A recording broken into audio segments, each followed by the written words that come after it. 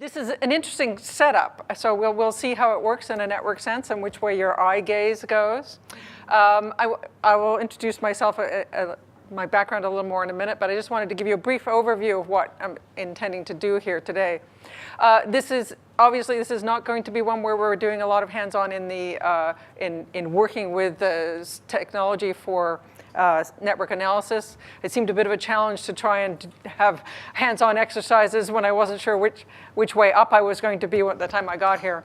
But what I really want to do today is let you into the social network perspective, really get a good idea of what it is, how to do it, what it means. One of the things I'm really concerned about here is that we have the right interpretation of what's in networks. You'll see network pictures everywhere, and I want to make sure that we understand their purpose, their usefulness, and the like. So we're going to look at some of the principles of social network analysis, and particularly with a lot of examples related to the learning area. But of course, we also have the internet and new media. So this part one is going to be the social network perspective. Part two, we'll see actually if we get there. So one of the things about this is it's a workshop. It's not supposed to be me standing up here and giving a lecture, although with the PowerPoint it may end up feeling that way. Please interrupt, ask questions when you want. I will try and wander around. I can see the slides anywhere. Fortunately, I'm glad you have them close enough. The other thing I will say about my slides is that they always have a lot of words on them. People say, well, why don't you use the PowerPoint the way you're supposed to? Well, sometimes people want the slides afterwards, and what's the point of 5 words on a slide? Second thing is often, a lot of places I present, English is not people's first language. So if you get lost or you fall asleep, you can catch up by reading the slide. And we will make the slides available afterwards, should you want to read them afterwards. So as I say, the second part, we'll try and get into some looking at what new media means for learning. Let's see, what is next? Okay, what are our goals here? Okay, as I said, to familiarize you with the social network concepts and really to understand this relational perspective. And I do put the warning here that networks are addictive. Once you've seen things in networks, you will never be able to see them any other way. So be careful. So as I said, apply these questions to learning and knowledge building, and then to think about the disruptiveness of new media as it affects what we're doing on a day-to-day basis now with learning. Oh, come on, move. Okay, a bit about me. I started out life as an experimental psychologist. I then went and worked with a computing company for 10 years doing software development. Surprisingly, I ended up in charge of the person who was making sure that everybody had standards, which may not be such a surprise that I then ended up in an information science, library and information science area. I got a master's degree to prove that I could do what I was doing as the economy did one of its nosedives. And so this is where I stayed. I stayed in the information science area. So from the computing into the doctorate at the University of Toronto, I then went to the University of Illinois at Urbana-Champaign for 14 years, and now I'm the director of the School of Library, Archival, and Information Studies at the University of British Columbia, which we also call the iSchool at UBC. iSchools are an organization that is interested in the intersection between information, technology, and people, and that's really where my interests sit. So that's what we call the socio-technical perspective, is a lot of the time you're trying to make the crossover between what's the gap between what a technology can do and what it is you're trying to do. In the 80s, it was a lot of workarounds, so the system didn't do X, so you had to work around that. You had to have conversations with other people to fill in what the system wasn't doing. Over the years, it's been more changes in that way, and in the learning area, we have to think about what you can do in, say, an online learning environment, and where you have to work with the technologies to use it in certain ways. So I spent, my studies over the years have been about who talks to whom about what and via what media. The idea there was to see what media were supporting what kinds of interactions between people. And I looked at that first of all in among collaborative researchers and and again later, but I started looking at e-learners. When I went to University of Illinois, it was the university had, the school that I was in had just started a full online master's program, one of the few.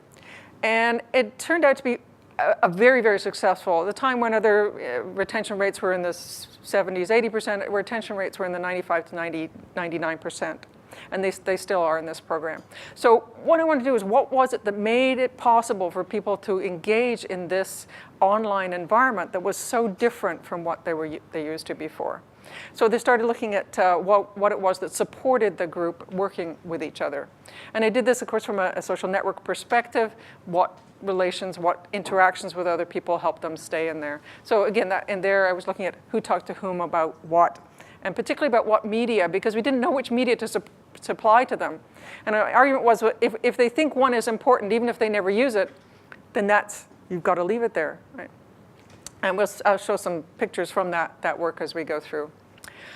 So yeah, my other work has been on distributed learners. So again, looking at distributed knowledge, how do people at a distance co-construct knowledge? So research teams, distributed research teams at the time, what were they doing with each other? How did they manage to do that work? And that was work I did in distributed knowledge. And as soon as you say knowledge, you back into learning. And so I've been trying to pick up in the learning field. So I hope some of you will add more onto learning for me as well. I'm still catching up on learning theories. So some of my new directions down there, I have a grant with a colleague, Anatoly Gruz, and we're looking at social media and learning, particularly seeing what learning we can see in Twitter. Anatoly's expertise is in looking at Twitter networks. And so we're trying to see what learning is in there. We're also looking at MOOCs, and the problem there is these are the C-MOOCs, the collaborative MOOCs, and the data is spread across 4 different media. So our big problem there is trying to get these different kinds of data together. So I have colleagues working on that. And as Simon said, learning analytics, looking constantly at what we can do to take the data that is being, that we're shedding every day, and see what we can do with that. So as I say, the relational, the theoretical orientations are this relational perspective, that what matters is what you are doing with others, and the socio-technical perspective that says technology and its manifestations come from the interaction of what people are doing with the technology, not the definition of the technology alone. So I'm going to talk in 3 parts. The first 2 before the break.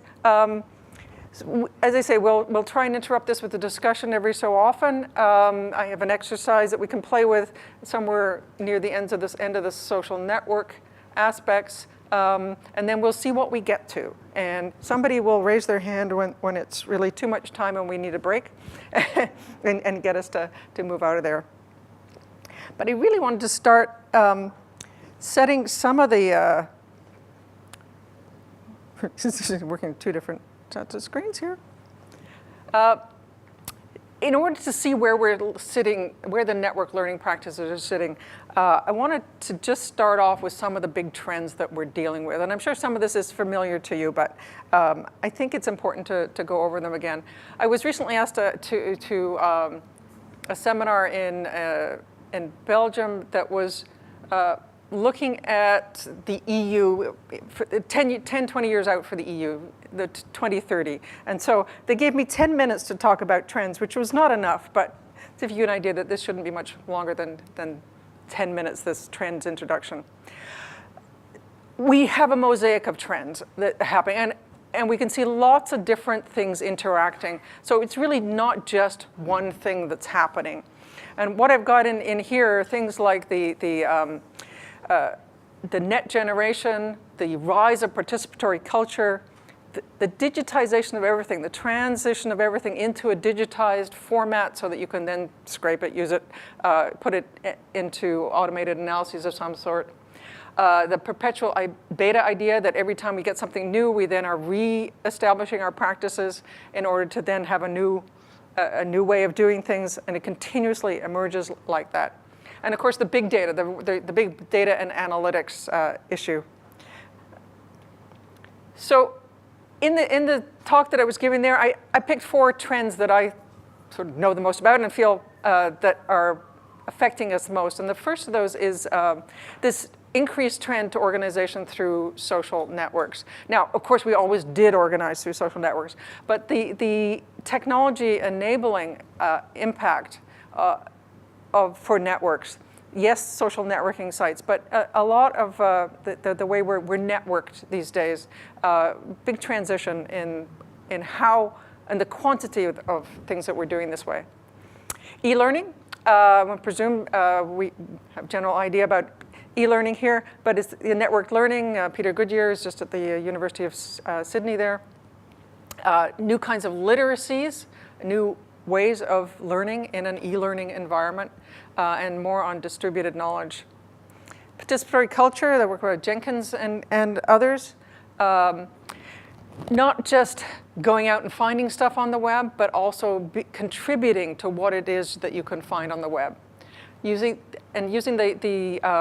harnessing the power of crowds, but also understanding what the differences between crowds and communities and what is given and what's taken back. And again, the big data aspects.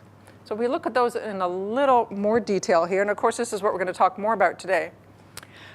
Social networks are more than just social networking sites. They really are a transformation in what we're doing and how work and social interaction is organized. I mean, if you just think about the fact that the organization that you would have belonged to, if you think of the university that would have been in one place, one site, and now at the very least they're distributed campuses, there are resources that you're drawing from around the world, there are people who visit physically or electronically from around the world, and this transformation is also in a continued partitioning of work as well. So that's not something I'm going to go into in depth here, but so as I say, we'll talk more about this. Actors are the basics of social networks is their actors, such as people groups or organizations, are tied by relations that form networks, which you analyze and display as graphs. So at this point, I realized that one thing I forgot to do was ask you how many of you are familiar with social networks, and to whom is this brand new, moderately new? How many of you have been doing network analysis for 20 years and probably could be up here instead of me? So just a show of hands, how many people figure that they're intermediate or above in networks? One, good. Okay, two, you guys are going to help me out. Others, rank beginners. Pretty okay. All right. So we got a good mix. So so both rank beginners, stop me when it goes whoop, and those who want to know more, stop me when you want to pursue something a little more. As I say, I don't really want to spend 3 hours just up here talking. I'd rather we had some interaction among ourselves. E-learning. I use the term e-learning really to talk about a transformative movement in learning in a networked world. I don't mean a learning management system or VLE or whatever acronym you like to use for them. There has unfortunately been an idea that that's all that e-learning is. But if you really think about how we're using the internet for finding resources, for finding people as resources, it is a tremendous transformation.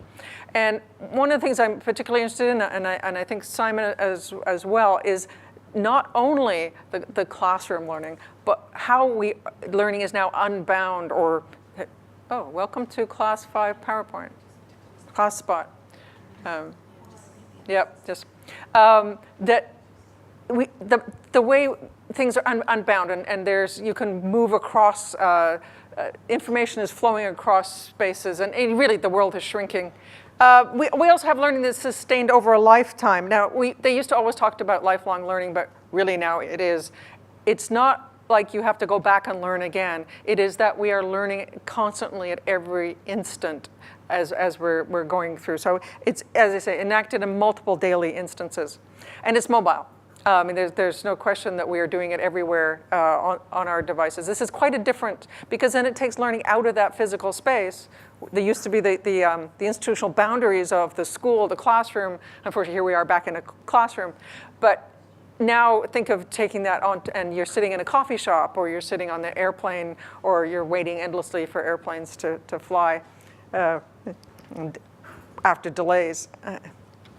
And the way it's all enacted is a technical and social decision. One thing that comes in there, of course, is the data about the net generation. So what are the expectations of learners? Where are they going to learn? And I've circled some things. This is from the Pew Internet numbers. What you can see there in the circles is the very, very high percentage of university students who are connected in that way. So 98%, 99% are internet users, 93, 95% broadband users, 92 and 88% are wireless laptop or cell phone users, and this is US numbers. So this is your next generation workforce as well, looking at what people are going to be expecting as they come into schools, expecting as they go out into workplaces. Also, we can notice the difference between adults, those over 24, it seems, 60% on social networking sites versus the very high number of graduates and undergraduates and non-students, 88% of non-students. That's your ones who are coming along into the workplace. So that's all part of where the e-learning is going to happen. They're going to want to learn in that space.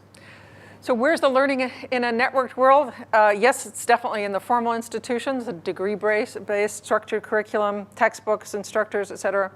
But as I said, we're interested very much in the informal and the non-formal, particularly if we started thinking about people who are not going through the educational system, or the subjects that they're interested in are not done in the educational systems. Where are these? Where are we finding learning there? And the various terms, e-learning, network learning, ubiquitous learning. One of the things, the last thing I would like to comment on that slide there is working like experts rather than novices. One of the things that Mimi Ito looks at how teenagers were learning Japanese in order to be able to follow the manga. They learned it themselves from each other, and they were working like experts to teach each other how to learn this language. I mean, this is different from trying to setting up a class so that they can learn the language. This is people working like experts. And one of the things I think you're going to see with e-learning, and what we already see, is that kind of way of learning is much more like what Marlene Scott-Amalia calls expert learning, that they are discovering the edges of the field rather than having the education delivered to them. Participatory culture, very important change. And again, if in the network sense, if people aren't contributing, then we aren't going to see that relation of contribution into a community. We're not going to get that data collected into the community. So here in participatory culture, is everybody familiar with the term? Some nods. Okay, so basically, the crowdsourcing, virtual communities, Wikipedia is a good example, but also all the interest groups and what makes people volunteer to put information out there. When you're on a listserv and somebody asks for information, what is it that makes you want to answer them? So there's some other work I'm doing on motivations to participate in these areas. And the fourth big trend is the big data, and Shoshana Zuboff nailed it many years ago. When you automate, you informate. And I had this lovely picture from the London Underground, and I thought, okay, well, let me see what else is going on. And just recently, so I picked up, there's this live train maps from the London Underground. You can bring up these maps. We'll show exactly where the trains are right now running around the London Underground. You can also do them for airplane traffic. Right now, this is from open source data. So what we've got here with the big data is not just the proliferation of data, but its accessibility. And the fact that when it's put out there, you can now mash up that data, bring it into your application, and again, use it. So these are our big trends there. So learning analytics, as Simon mentioned, I wanted to let you know about all the Australian representatives for solar. We have Simon right here at UTS, Shane Dawson at University of Southern Australia, Grace Lynch at University of New England, Australia, and Phil Long at University of Queensland, Australia. So there's a very heavy Australian contingent to learning analytics. It is, the definition here is learning analytics is the measurement, collection, analysis, and reporting of data about learners and their context for purposes of understanding and optimizing learning and the environments in which it occurs. So my perspective on the learning analytics, my research piece there is to think about the network, the social network aspects of that. And others have different perspectives. The educational data mining is related, but text mining, lots of different ways of looking at the analytics in there. And as I say, my view is the social networks. Okay, well, just before we turn here, let me know let me know who you are. So those 4 trends kind of just summarize a lot of what I've been paying the closest attention to. So if you can just, I just want to hear a little bit more about what your contexts are for learning. So I don't know, we got probably a lot of people. Maybe I'll just get one person per table to tell me about what their particular interests are in network learning practices. Do you want to just go for it? Online, on-demand courses to prepare you for university study. Okay, so before you get to the university, yeah. Okay, great. Yeah. So what's the biggest challenge there? Do you think? Finding the people, making that initial contact. Finding the people who might benefit from such a course. Okay. Yeah. Okay. Good. Let's this table.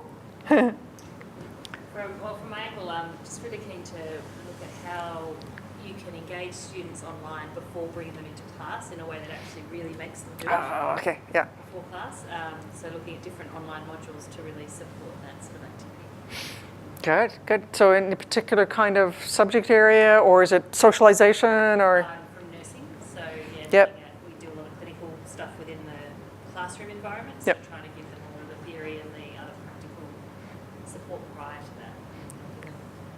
Sort of come into the classroom and be on their feet running really.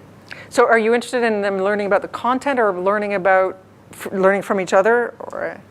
So in the online work, it's often about learning about the content and then being able to practice and learn from each other collaboratively when they're in the classroom. And is there an after? Yeah, well, we see them progressively across the semester. But in So terms they of go- online, it hasn't been so much so far, but maybe we should be looking at it. Interesting. Yeah. Some of this table? I'm doing research on sociability of computer-supported collaborative learning. CCL, yeah. And in particular, I'm looking at right now. Excuse me, could you just pick up so we can hear? Yeah, Sure. sorry.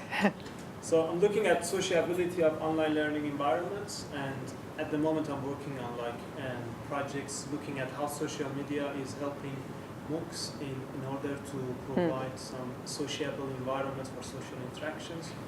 So that's So how do you define sociability? actually what I did. Put you on the spot. Yeah. I did my PhD on sociability of Yeah. CSCL. Mhm. So what I did at the time, we developed an instrument for content analysis of online discussions, and the way I've defined it is how much non-task related or non-learning related interactions are happening in the environment. So I've got that content analysis tool, and then we also developed an instrument for sociability and looking at sense of community and adaptability. So that's a survey instrument developed for that. So I'm hoping to extend this and add some social media component to that. So I guess this presentation is very much close to what I'm doing. Yeah. Good. So you consider sociability to be a positive thing? Yes. This is interesting. This is a big change, I think, is the when we started teaching in the e-learning area in the 90s, the online instructors had to learn to give up being in charge, basically because there was too much going on. If you have 20 people, each of whom are having a conversation, is 25 times 24 conversations. Our classes, our introductory classes there would have something like 5,000 public class-wide email messages in a semester, so that you can't follow that. So you have to give up some of it to the students themselves to manage conversations, and a lot of that, I agree. You know that kind of positive reinforcement, the sociability. is what makes the whole thing work. So, yeah. But people used to think it was, oh, they're going to be off topic. They're going to say something that isn't true, and you have to sort of give that up and sort of trust the group to work on it. So again, the participatory culture, same kind of thing. Okay, back table. I want to pick on you. Yeah, I'm looking at ways people access and share scholarly information. Yeah, we could probably talk for several days about that. Yes. Yeah, that's in the. I'm not going to talk about it here, but the crowds and community aspect. I think one of the best examples of the structures that maintain a community is the peer review system in academia. I mean, you've got reputation, you've got, there's so many reputation, reward. I mean, visibility, constant vigilance about who's who. I think it's a really fascinating subject from a network perspective. Yeah. This table. Yeah, go for it. I just wanted to also mention we are part of the Asia Pacific iSchool consortium. Oh, excellent. So we are an iSchool. Yes. Very small one. So which unit, what's the part of the iSchool? It's called the Consortium of Asia Pacific CSAP. Right, but your school is... I'm in the Faculty of Communications, but we have an Information and Knowledge Management, I don't know what it's called, just a section, department. Yeah, people. and there are iSchools too. So Excellent. we are part of the iSchool system. Yep. Good. But anyway, Teresa's here, she's also part of it. Yeah. But anyway, in my case, I am sort of using social media as a sort of peer networking among students, a tool for peer networking, expert learning. At the same time, what you mentioned, delegating that sort of roles. But there's sort of a fine balance in delegating that is that one needs to sort of watch over what's happening there.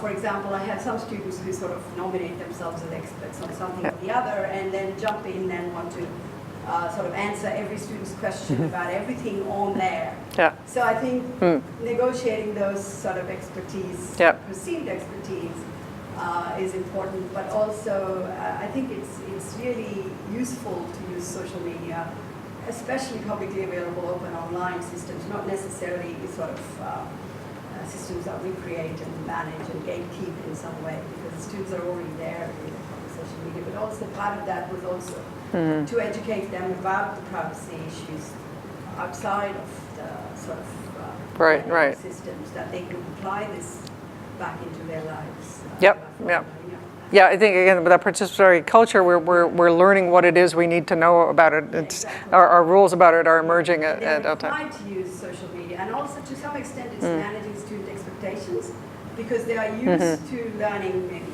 Blackboard, which is online, whatever.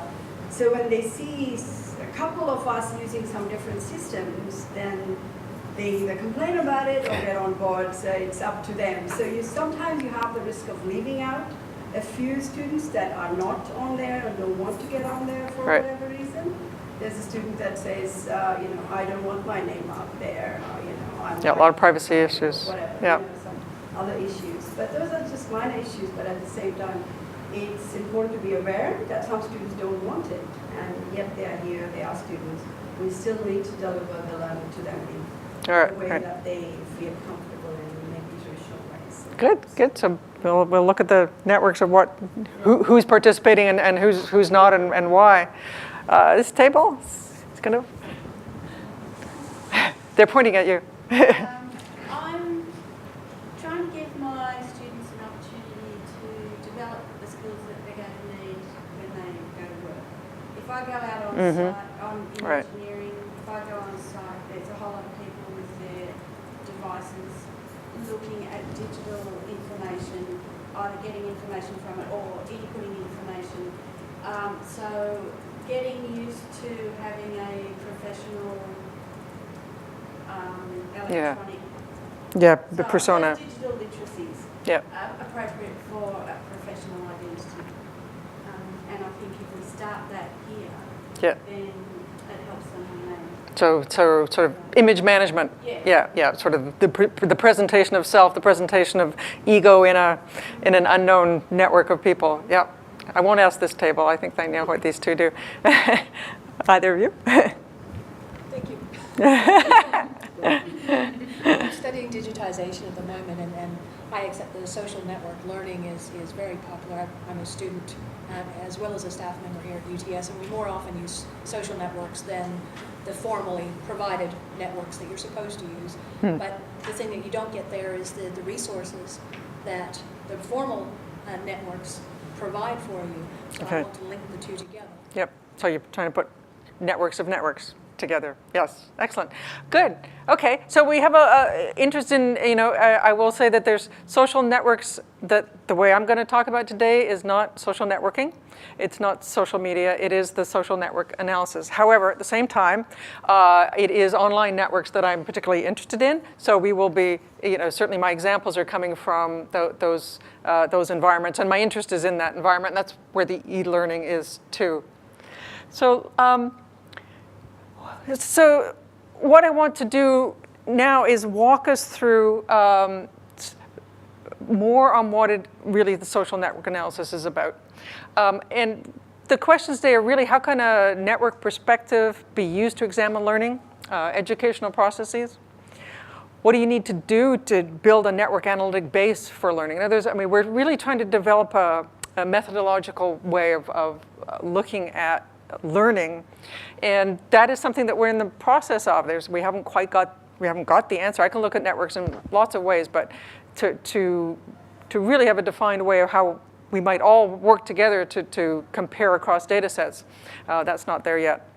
So I also want to say today, what do we know about social networks already, either in social network analysis already, from social network research that can jumpstart our learning network. There's a lot of work already out there on networks, and I'm gonna touch on a lot of it, and I'm gonna point you to references if you want to read a lot more. So I want to give you that social network analytic view of learning. I want to connect this to learning and networks to look at a research agenda for learning. And as we go through, I'm going to interweave all this with examples from my studies of learning networks, and sometimes from other studies as well. Okay, so back to this picture of actors. And what we have here is a typical classroom setting. We have the instructor, and here we have two. We have one person standing up, pushing information out. That is the relation. The relation is say, teaching, and I am, or information delivery. We're pushing information out, and as displayed on this graph. And basically showing you here how you abstract the actual relationships into a network graph. So again, people are used to seeing network graphs. How many people are pretty familiar with seeing network graphs? Yeah, pretty well, everybody. Okay, good, because one of the things we're going to do, and you may have that lying around, that's for a later exercise, is actually to say, what the heck does those pictures mean? So what I'm showing here is also interactions between people here. So it's not just this person teaching out, there's also some other things going on. So again, if you think about this and you imagine your nurses, what are they doing? What are they chatting to each other about? You're putting something out, a resource or something, or a person for them to talk to, you're pushing that information out. What are they doing among themselves? What's going on there as well? And it's relevant to the sociability as well. Are they chatting, and is that chatting good? I tend to think that you need a certain amount of social interaction. It's what makes it possible to trust. It builds the relationship, and we will talk more about what it is that builds a tie between people such that they can actually work together. So networks, where do they come from? You can see them in our interactions. So the picture on the one side there is, it's not actually from my research, but it's built up from qualitative analysis of qualitative interviews with distance students. And what we can see here is here's a network of co-workers who fit in their network is comprised of all these sets of people. They have a network of classmates. They have a network of family, including the spouse, the child at home, the child at college. and they have parents. Now, the interesting thing about this when we looked at this group was how much they started getting their parents online. A nice little surprise side effect was that they started getting their parents online. The boss also became a little bit of a pain because the boss was often saying, "What are you learning? Can you tell me about what you're learning?" Saying over their shoulders. So, and this is the cat because, okay, stereotypes. They said that a lot of people, their cat were learning with them. They're very educated cats up there. I had a very educated dog. I have a dog that got a PhD. Used to herd me upstairs to sit down. So that's called an egocentric view. That's the view from my perspective. Now this, and the other view here is a bit bird's eye view, a helicopter view, really what we call a whole network view. So what is the full network? What does it look like? What do the configurations look like? I'm going to talk more about whole networks today than egocentric networks. But what the egocentric, there are two different ways of approaching the research. Are you interested in what is happening with an individual, what their world looks like? And I did do some research on that and finding, so if somebody's in a distance class, what does their world look like? What are they dealing with? How many, you're in a class of, let's say you're in a MOOC, you're in a class of 1,000. What does the world look like from your perspective? You're in a class of 25, what does it look like? I think I have a picture of that later, so I'll go back to that. The whole network view, what we're very interested in here is structures. And that's what we'll be talking more about. What does it mean to have a cluster like that? What do all these endpoints mean? And how are we going to use that to understand what's going on? So just here for now, just the two different views, two different ways to look at things. Oh, well, there we go. We said it twice. Personal again. So if you're doing it from the personal perspective, you want to know is your student learner getting what they need? Do they have enough resources in their network? Are they actually talking to other people? Are they getting enough information? Are they getting enough social support? And how is that person working with their network? What we have down there is two pictures from work by Welser and colleagues. They're looking at the networks of in sort of a support community. So one of those pictures is, what does a network of an answer person look like? Out, right? Always telling the answer. Constantly giving the answers, giving the information out. And a discussion person is somebody who has a back and forth and is part of a group and makes a cohesive network. So quick guess, which one would you like your students to be? Which one of those would you prefer your student to be as they're going out into the engineering field? Okay. Definitely discussion. Yeah. So this is really both a philosophical and a goal. One of the things I want to bear in mind here is what goal you're trying to go to with the configuration that you set up for your learners. So the network on the other side. This is it's a Twitter network of Healthcare Social Media Canada, HMS, Healthcare Social Media CA. The person who runs this group doesn't want to call it HUBSA, which I always do. It's hash HCSMCA. But she wants a cohesive group there. So she has a goal in mind that says, I want everybody to be able to discuss things, but I don't want a particular one person in mind because if that person leaves, in other words, her, she wants it to be self-sustaining. And so we looked at the Twitter network that was, they do a weekly Twitter meeting. So it's a very important part of the community. And here you can see that it is at one component. So it's not broken off into cliques. It's also not heavily dominated by one person.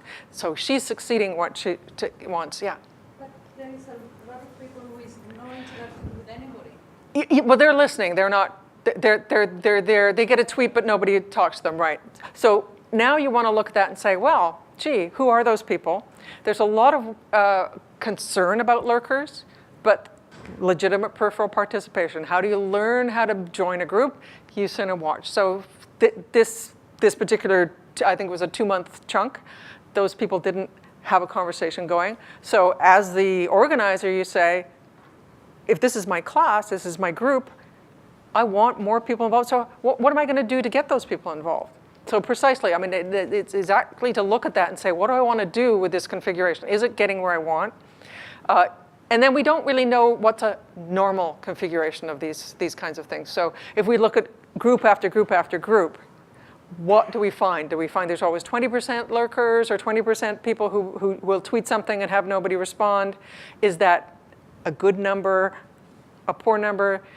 Within your own individual class, you're going to know that. You're going to know, I need 100% participation because everybody's got to pass that exam at the end. But in other environments, say, yeah, these people are just having a look. They're not exactly tourists, but they're spending some time playing with it in the environment, and maybe they'll join us, or maybe they're just listening and taking that to another network. So there's no right or wrong in these, but there are sometimes preferences on what you want, and by getting the diagrams, you can then see what you want to do with it. So very good question. But they're the ones that sustain the network, just like Nielsen's participatory inequality says 90% of people watch, 9% redistribute the information, and 1% create new information. So I think that sort of applies to many networks, even in the classroom. Yeah. So this is the kind of things that we want to know more and more about what's normal. And then if we are particularly saying, I mean, you said 1% create, I would say that's probably not enough as far as I'm concerned. So then how do you intervene? So you have to read these as also as something that you will then use as information. This is why it's analytics. So I get that picture and I say, gee, you know, it's good, but it's not as good as I want it to be. What do I do now in order to get it better? I think she likes this one. I think if you saw this particular one for an online, this one as an online class, where that was the instructor in the middle, you might think, I think that's not how we're really supposed to be doing it. But that, if you realize that is a very traditional perspective of the role of the teacher, is to push information out there. And I hope that we're all moving forward from that. But sometimes we find at certain levels of education, we go back to that. So yeah. So good. So you're already analysts already. It's great. This is a great picture. I'll let you have a look at this for a second.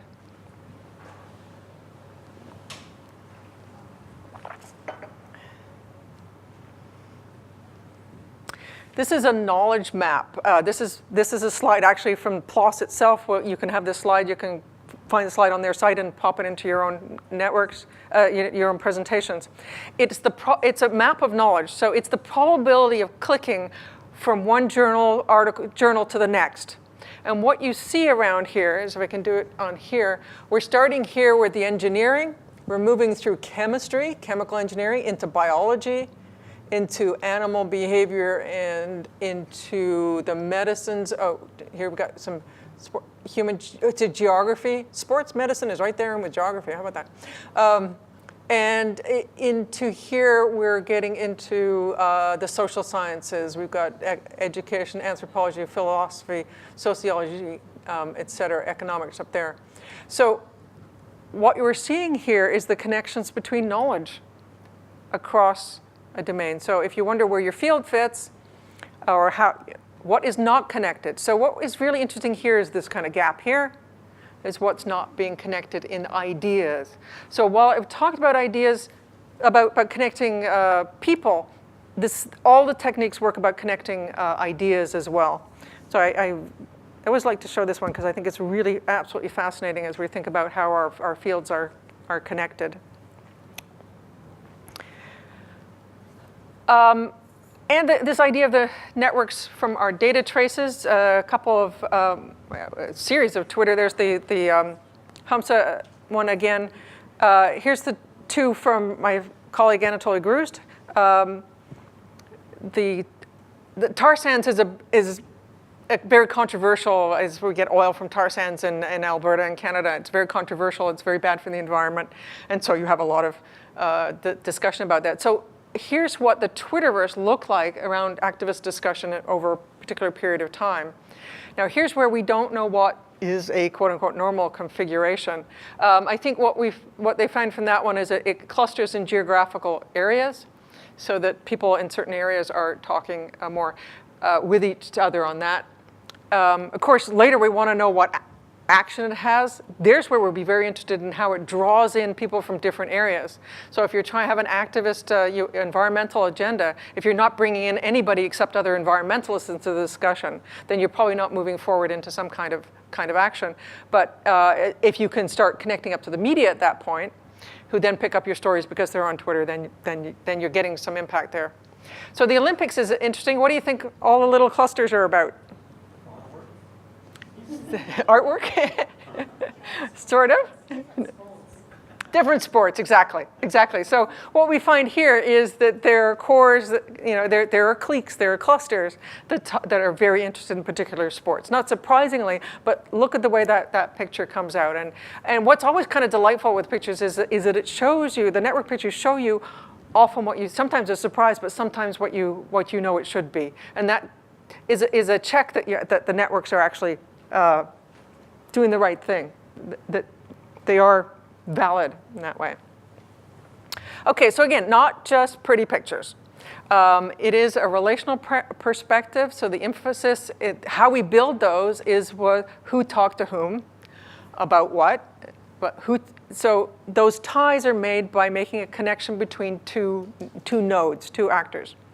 The emphasis is very much on what people do together, who talks to whom, who gives resources, who shares resources, who learns from whom.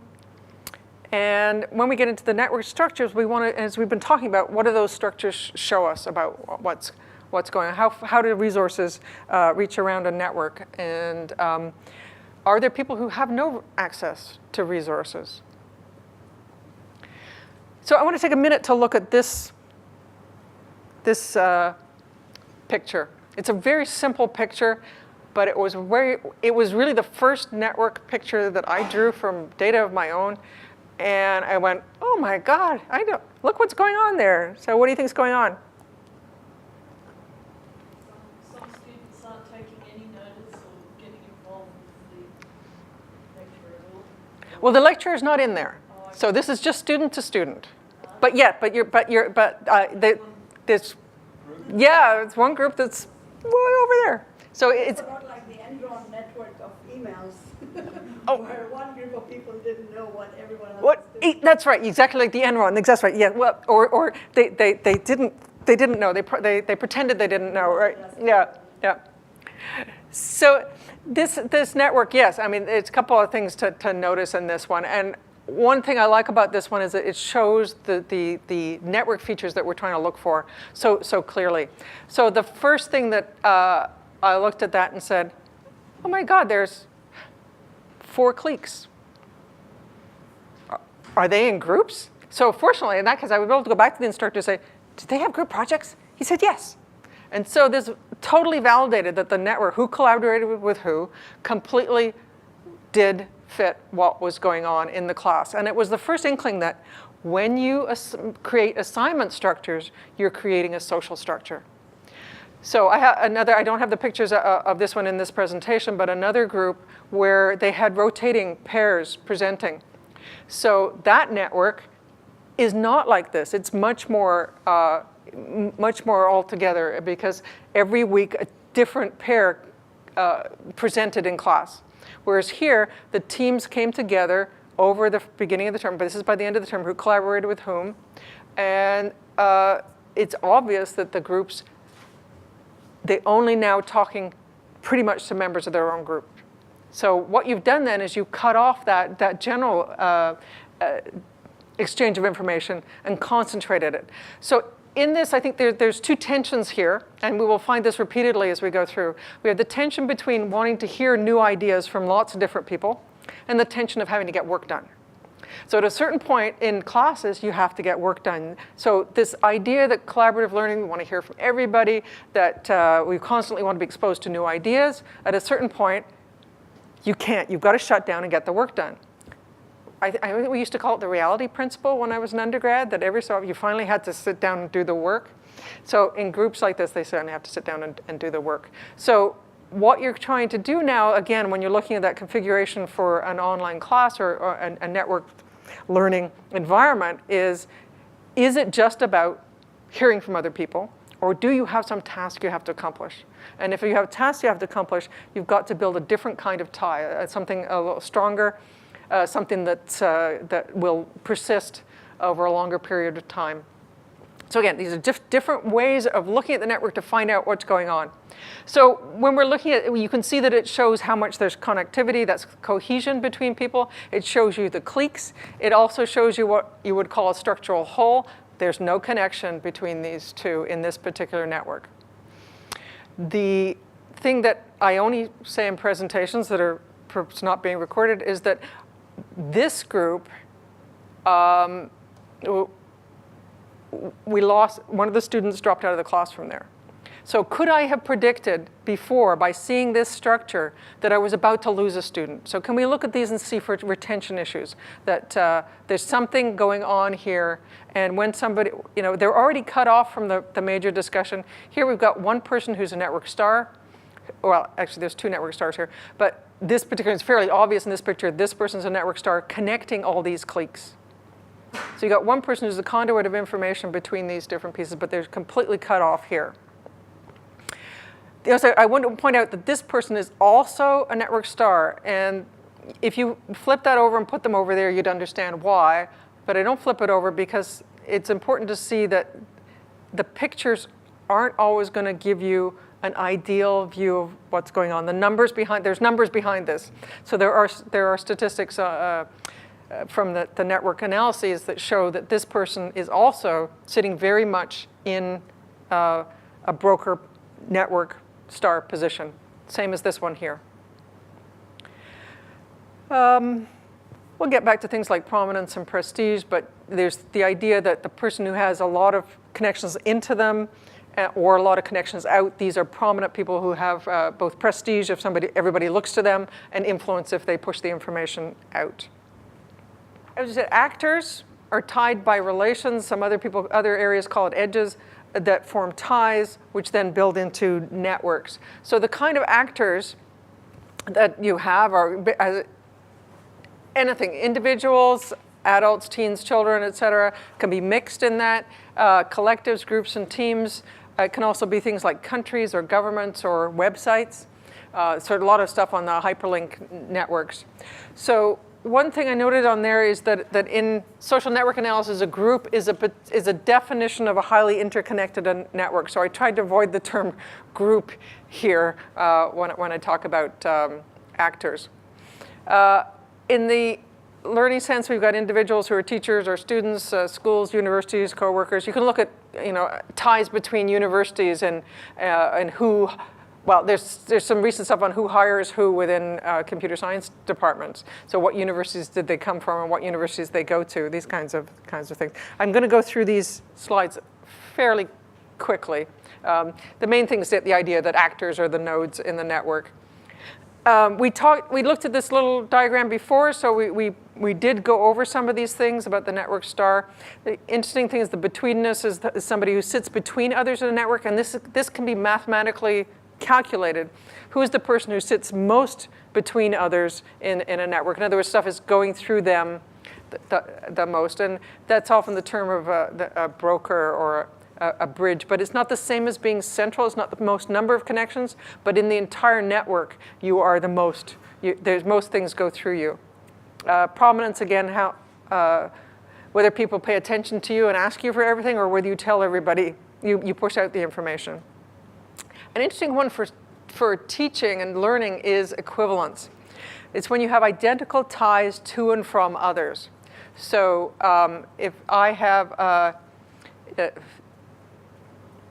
teachers of the same class, each teacher has an equivalence to every other teacher in a particular school, a particular grade level.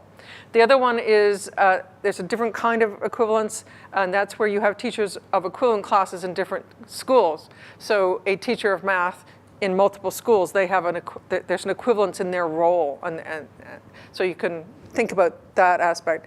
I think some of what we were talking about got into the idea of roles. One thing that you kind of do in looking at the networks is figure out who's got a particular role so that you could look for it again in another network. And some of the stuff that's come out of the e-learning is this learner leader position, somebody who takes on the role within a collaborative learning discussion to promote the discussion. We also have, I think, people who constantly feed the resources as well. And we had that answer or discussion person that we showed before. And of course, not everything is positive. So the troll is a definite role in online environments. Lots of different questions that you can ask about the way resources are circulating a network, who dominates the conversation, who controls the flow of information, who does everybody ask things. So these are the kind of questions that show up are answered by looking at the roles. Relations, that thing that connects two people. As you're building this mathematical description of your network, you've got the actors, but something has to connect them, and that's called a relation. And it can vary by content, direction, and strength, and that strength of the relation not to be confused with strength of the tie. So content can be something physical, like exchanging goods, emotional, social support, or trust, and it could be informational, and I use that in a very broad sense, informational, because gossip is information, advice is information, instructions information, and collaboration. Now, take a little bit of time to think about these different things, because the relation that you look at, or the multiple set of relations, is that which defines the tie between people. So we're going to say we're looking for learning happening between two people. What is it that you want to look for? Are you want to look for advice, instruction, collaboration? This is the question that I want us to discuss a bit more later on. Direction, the resources flow from one person to another. So if you're interested in information particularly, you want to know how information is flowing. And then a relation itself also has a sense of how much, how often, and how important it is, which can be checked out by intimacy of the exchange, the frequency, intensity. So does somebody give a lot of money to somebody or only a little bit of money? Quantity, regularity, longevity, value, etc. And there's a complex way to, I mean, it's a complex of objective and subjective decisions about some of these aspects. Learning relations is sort of seeding of later discussion.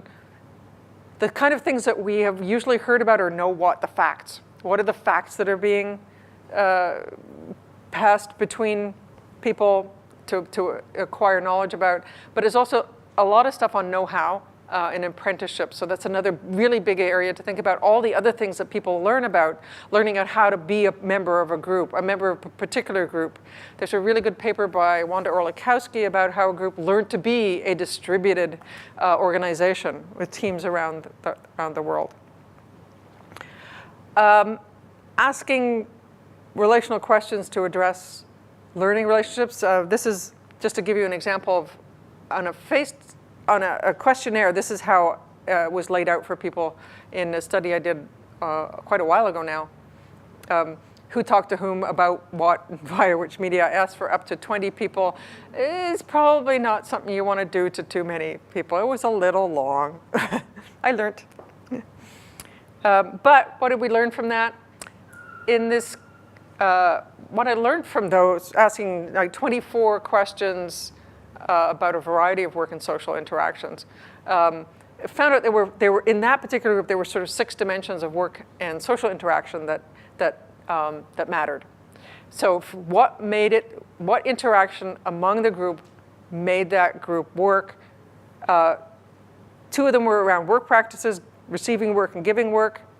2 of them were around the major work products, collaborative writing and computer programming.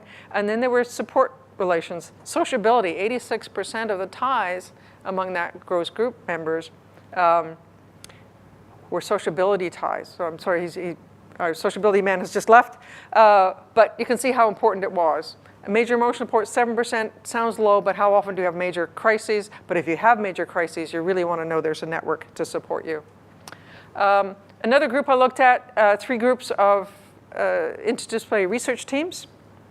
What did they learn about? And here I found 9 categories of learning. a major one. These were interdisciplinary teams. So all the literature on interdisciplinarity said the thing that they need to do is learn about each other's fields. Well, okay, that some people did, but what I found that the connections about what was in the field, the PIs, the higher up, were talking about the facts across the field. The methodologists were talking about method with each other, and so on. So we sort of got layers of exchange across these different groups. We were also trying to look for, in this particular case, for generation of new ideas, and we got some of that, but it was sort of the same idea that 1% inspiration and 99% perspiration. So again, we could see generate that there's, across 3 different groups, there was there is a good component of generate, but not as much compared to exchanging factual knowledge. Process was how to do things, and method, which were the main things. Science teachers. Another group we looked at when we asked them about what they learned from the 5 to 8 others with whom they communicated most frequently about their area of science and science teaching. So we got science from them. Teaching techniques were the top thing that they wanted to learn from each other about. Science content, again, we thought content should be the thing that they were learning about, not as important at all as the teaching techniques. So what matters within the particular community depends on the community. Class and behavior management was important. How to deal with other groups, the external matters were the next in the list, and administrative functions.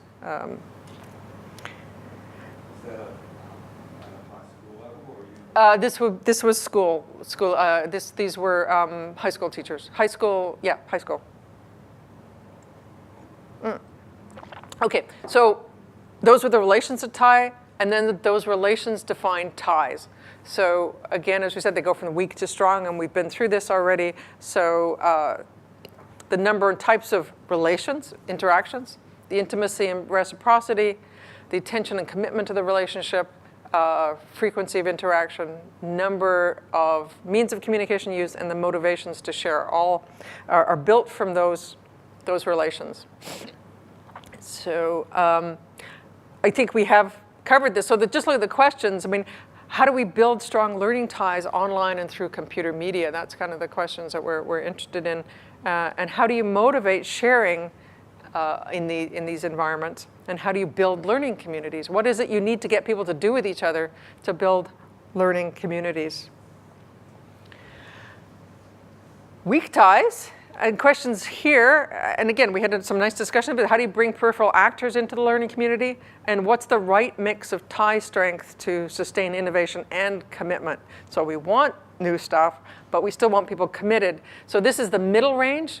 So we don't want them necessarily super strong. We still want to maintain that innovation aspect of bringing in stuff from outside, but we want them to be committed to this group. Bit of a challenge, I think, in a world where we're all super busy and tied into multiple networks. So I'm going through this because I think we've been through most of this, and I want to get us on to the exercise.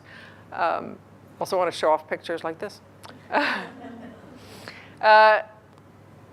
We get actors tied by relations, so then there are ties between people, and then we end up with the structures from the networks altogether. So what I want to show in this, as you can see, the density of different densities across these networks. This is actually the same class through different communication means. And it's through these networks, you can see that the email group at the bottom, those are the strong ties.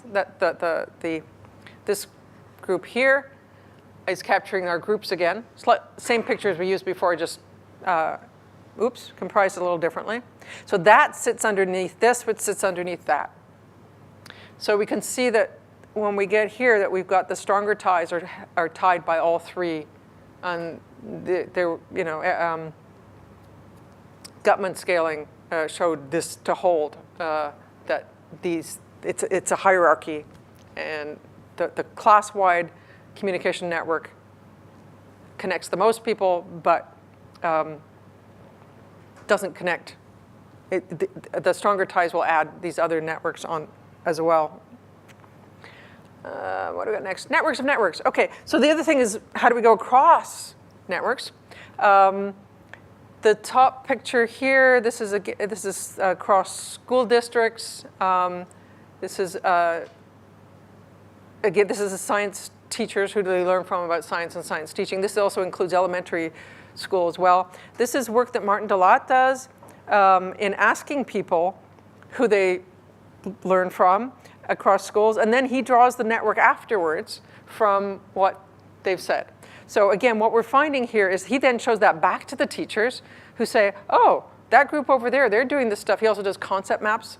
That group over there, that's doing the information I'm interested in. I'll go and join that group. So by showing them this picture, he's then able to get the network to grow, because now you can see what's there. They can see a cluster of people that they might want to go and join, and it has impact there.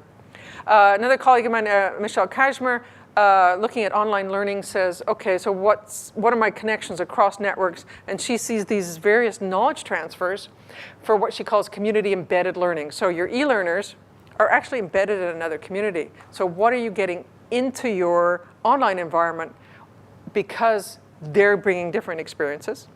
What is that central experience doing for those other communities? So we've got 4 different ways that the local community gives them information from the local community then goes out to classmates in the online learning community. Course knowledge goes into a learner's workplace and into a learner's home community. Knowledge goes from one community to another through the medium of the online class. So from one person's local community through the central class and then out to somebody else's community. And then also the same connection across higher education institutions as they're, again, through the contact of somebody taking the course when they're actually enrolled at a different university. So the online class then becomes this connector for a network of networks. So I will leave it there. Thank you for your attention. And